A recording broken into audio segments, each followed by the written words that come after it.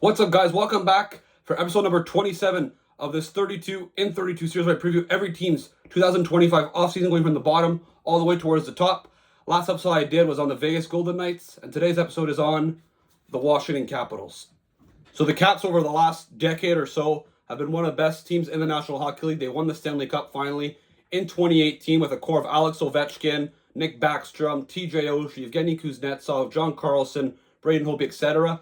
However, towards the beginning of 2020s, they started getting old. A lot of those guys started getting older. Backstrom and Oshie had some injury problems, and they decided to go more of a retooling direction and start turning away some of their older guys and bringing in some more youth.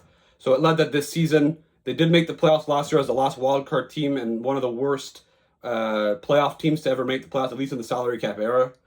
And, the expectations were that high. However, they did go aggressive last summer, bringing in some guys like Pierre-Luc Dubois, Jacob Chikrin, Matt Roy, Logan Thompson, etc. And they really made the team a lot better. But at the end of the day, I don't think anyone thought that they'd be one of the top teams in the league. However, that's exactly what happened. They finished first place, not only in the Metropolitan Division, but in the Eastern Conference as well, and finished second overall in the National Hockey League, finishing with over 110 points. They ended up playing my Montreal Canadiens in the first round. They won in 5 games in a series that was closer than it looked, but they still ended up winning that convincingly. And then they play the Carolina Hurricanes for the second place in the Metro Division. And well, they got destroyed, showing that the Capitals, yes, are a good team, but they are not at the level of a true Stanley Cup contender. For example, the Florida Panthers just won the Stanley Cup last night.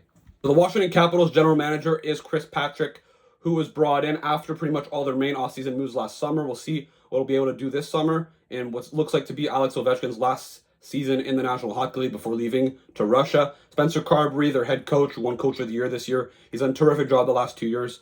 Obviously, last season didn't have much of a team. He brought them to the playoffs, and then this year was able, with all the new players that they brought in, to bring this team to another level, to one of the better regular season teams in hockey. Their record, they finished with 111 points, 51 wins. Their goals for per game, second in the league, 3.49. Their goals against average, tied for 8th. Their power play, 13th. Their penalty kill, 4th, tied for 4th. Their expected goals percentage at 5-on-5 was 10th. So they obviously everything clicked for the Caps this year. When you look at their top 5 scorers, Dylan Strome, a point per game finally in 82 games. Obviously, a high pick in the 2015 draft taken. Obviously, before Mitch Marner, 3rd overall. So obviously, finally having a breakout year. Alex Ovechkin at age 39, ridiculous seasons. Only 65 games, scored 44 goals, 73 points. Obviously, was hoping to beat the record for Gretzky. Ended up doing it late in the season. Alexei Protas also had a breakout year in 76 games, 30 goals and 66 points. Pierre-Luc Dubois had a bounce back year after having a pretty disappointing season in Los Angeles last year. In 82 games, 20 goals and 66 points, a career high for him. And Tom Wilson also had a bounce back year after signing a pretty big contract. Looked like it was going to age pretty poorly. This year in 81 games, 33 goals and 65 points, going back to the production that we're used to seeing from him. And when you look at their goaltenders, Logan Thompson, his first year in Washington, an excellent season. In 43 games, on his 31, 6-6 record, and a 9-10 save percentage, 2.49 goals against average. He was excellent this year. And Charlie Lindgren, as well, was pretty solid. In 39 games, 20 wins. An 896 save percentage isn't that great, but again, Washington doesn't need Lindgren to be amazing, and they got some good goaltending from both Thompson and Charlie Lindgren. Let's have a look at the projected lineup for the 25-26 season before their offseason move. I'm not expecting a lot of big changes. So as you look right now, Ovechkin, Strome, and Wilson, Protas, Dubois, and Ryan Leonard, who's a rookie who could make an impact next year. Brendan Duhaime, Connor McMichael, Ethan Frank, Sonny Milano, Nick Dowd, and Alex Lapierre. When you look at their defense core, Rasmus Sandin, John Carlson, Jacob Chikrin, Matt Roy, Martin Ferravari, Trevor Van Riemsdyk, and Annette Thompson and Lindgren. They have a bit more than $9 million to spend. Not a lot of players that are high impact guys to re-sign. Lars Eller, Anthony Beauvillier, Mangiapane looks like he's probably going to leave. Radish, obviously, and Backstrom and Oshie's contracts are coming off the books, which should free up. Well, is a big reason why there's money that's being freed up there. Otherwise, they're pretty tight to the cap. Ethan Bear, and then Alex Lapierre and Alexiev. Not a lot of huge impact guys. I think Beauvillier was a pretty good fit in Washington. He could be a guy they decided to bring back. Lars Eller at age 36 is not as effective as he used to be. Obviously, they reacquired him midway through the season. I suspect they're probably going to let him go and try to look for a better third-line center. Obviously, with this youth movement that the Caps have been doing over this mini retool, they've accumulated a lot of really, really good, young, talented players. Ryan Leonard, the 8th overall pick in 2023, who, as I said earlier, is going to play for them next season. He looked pretty good in the games he played in the playoffs. I suspect he could be maybe one of the Calder contenders next year, so we'll see. Cole Hudson, 43rd overall pick in 2024. I think it was a steal. I think it's safe to assume that. I don't know if he'll be as good as his brother Lane in Montreal, but I will say he's going to be probably their future #1 offensive defenseman. Andrew Crystal, Ilya Protas, Parasite. They have a very good, very good prospect pool.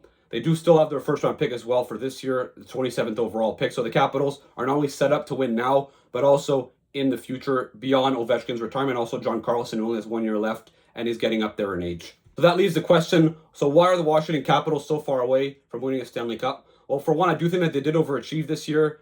I don't think that they're going to get back at 111 points. However, they still have a pretty solid team, but they still have a pretty big need, especially with Ovechkin in his last year. And I don't know if he'll be as motivated considering that he was really working hard in order to beat Gretzky's record. I don't know if he'll have as much to play for next year. So I think they need that superstar forward. Obviously, Ovechkin's an elite scorer still. Strome is very productive. They have some good top 6 players as well.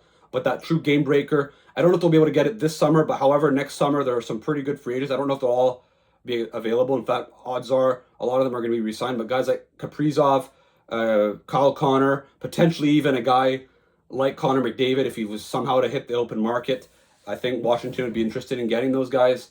When you look at their long-term needs, obviously that superstar forward is necessary to be the successor to Alex Ovechkin, and also considering John Carlson is getting older as well, a big right-handed defenseman that's able to eat up 22, 23 minutes a night is something that they're going to have to look at. Cole Hudson has a lot of potential. Once again, he's not really Carlson's profile, and he's a left-handed defenseman, so they're going to have to look at getting that. But Washington, I think, with all the young guys that they have already on the roster and coming up, is going to be a pretty competitive team for the next 5, 6, 7, 8 years.